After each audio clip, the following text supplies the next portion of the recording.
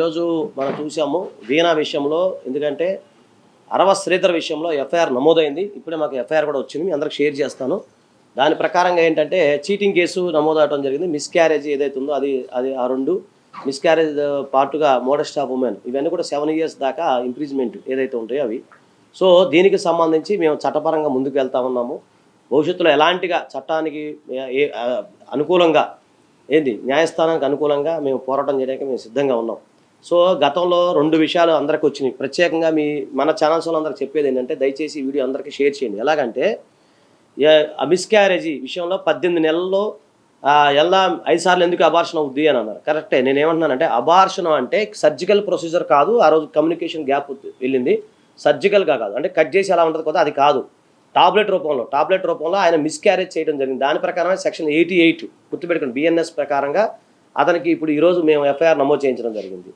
అలాగే మిస్క్యారేజ్ అంటే చాలామంది అంటే అలా ఎలా అవుతుంది అని చెప్పి అంటా ఉన్నారు. సో అది కాదు. సో ఇంకొకటి 25 కోట్ల రూపాయలు మేము డిమాండ్ చేసినది అబద్ధం. అది కాదు. దానికి మేము సిద్ధంగా ఉన్నాము. ఎలాంటి శిక్షగా మేము సిద్ధంగా ఉన్నాము. 29 సెకండ్ల వీడియోలో ఏం తెలుసుద్ది, అవతల పక్క ఎవరున్నారు, యువతల పక్క ఎవరున్నారని ఎట్లా తెలుసుద్ది. సో అవన్నీ లేవు. అంటే ఒకళ్ళు మాట్లాడతారు, ఇంకోళ్ళు రిసీవర్ ఉంటారు. ఎక్కడైనా అంతే కదా, కన్వర్సేషన్ అంటే అదే కాబట్టి.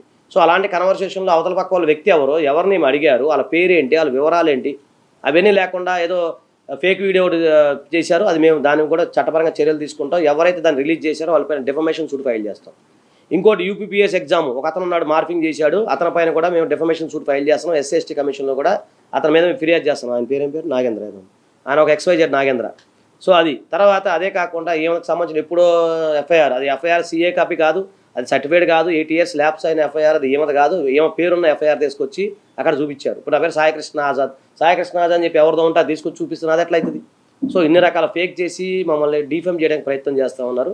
దీని మూలంగా అలాగే నేషనల్ హ్యూమన్ రైట్స్ కమిషన్ వారు చక్కగా మనకి సపోర్ట్ చేయడం జరిగింది. అలాగే మహిళా కమిషన్ వారు కూడా ముందుకు వస్తూ ఉన్నారు. అలాగే హైకోర్టులో కూడా మేము పిటిషన్ ఫైల్ చేశాము. ఇదే కాకుండా ఈరోజు చూశారు కదా ఎఫ్ఐఆర్, ఇవన్నీ మేము సాధించిన విజయం మీ అందరి సహాయ సహకారాలతో. సో ఇంకేదైనా ఉంటే 1-2 ప్రశ్నలు అని అడగండి, అని చెప్తారు. అడుగు బాబు, ఇక్కడ నువ్వు అడుగు ఇందాడ అని అడుగుతున్నావు కదా. చెప్పండి మేడం, వీడియోస్ అంటే బయట పెట్టడానికి, కేసు పెట్టడానికి కారణం ఏంటి? మీ పైన ఎలాంటి బెదిరింపులు జరిగాయి? నా పైన ఎటువంటి బెదిరింపులు జరగలేదండి. నాకు అన్యాయం జరిగింది. నేను అందరినీ అప్రోచ్ అయిన తర్వాతే నేను ఇలా మీడియా ముందుకు వచ్చి వీడియోస్ అన్నీ బయట పెట్టడం జరిగిందండి. సో అంటే మిమ్మల్ని ఇలా చంపేస్తాను, మీ పిల్లలు కానీ భర్తలు కానీ అన్నారు కదా, సో దానికోసం వచ్చారా, లేకపోతే వేరే మీ డిమాండ్స్ లేకపోవడం వల్ల, అంటే మీ ఇద్దరి మధ్య లేదా ఫైనాన్షియల్ గొడవలు అవడం వల్ల వచ్చారా? ఫైనాన్షియల్ గొడవలు అవేం లేవండి.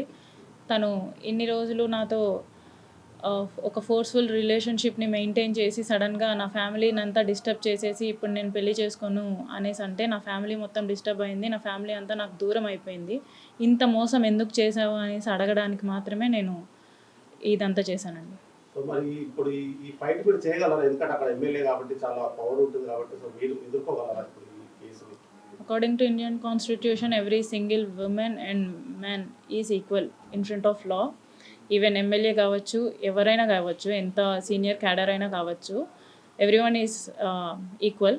సో ఆ నమ్మకంతోనే మన ఇండియన్ లా మీద ఒక నమ్మకంతో నేను ముందుకెళ్ళడం జరుగుతుంది. మీరు ఇప్పుడు చేస్తున్న న్యాయ పోరాటానికి కూడా ఖర్చు వైసీపీ వాళ్ళు పెట్టుకుంటున్నారు, మాట్లాడుతున్నారు, దానికి ఏం చెప్తారు మేడం? వాళ్ళు ఎవరో కూడా చెప్తే నేను కూడా వింటానండి.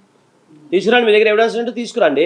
చెప్పడం ఎందుకు, మీరు ఆరోపణలు చేయడం ఎందుకు? మీ వ్యక్తిగత జీవితం అంటే మీ వ్యక్తిగత సమస్య ఇది, దీన్ని రాజకీయ పరంగా ముందుకైతే పోతుంది, దాని మీద అది వాళ్ళ ఇష్టం. రాజకీయం నేను చేయలేదండి. నేనైతే రాజకీయంగా చేయొద్దనేసి అంటున్నాను. సో రాజకీయం చేస్తుంది మాత్రం అవతల వాళ్ళే. జనసేనని ఇన్వాల్వ్ చేయకండి. ఈవెన్ అతను జనసేన పార్టీ ఎమ్మెల్యే అయినా సరే జనసేనని ఇన్వాల్వ్ చేయకండి, because this is purely personal అని నేను చెప్తున్నా కూడా జనసేన సభ్యులే వచ్చి దాన్ని జనసేన పార్టీ నుంచి ఇన్వాల్వ్ చేస్తున్నారు. సో అటువైపు నుంచి చూపించడం జరుగుతుంది.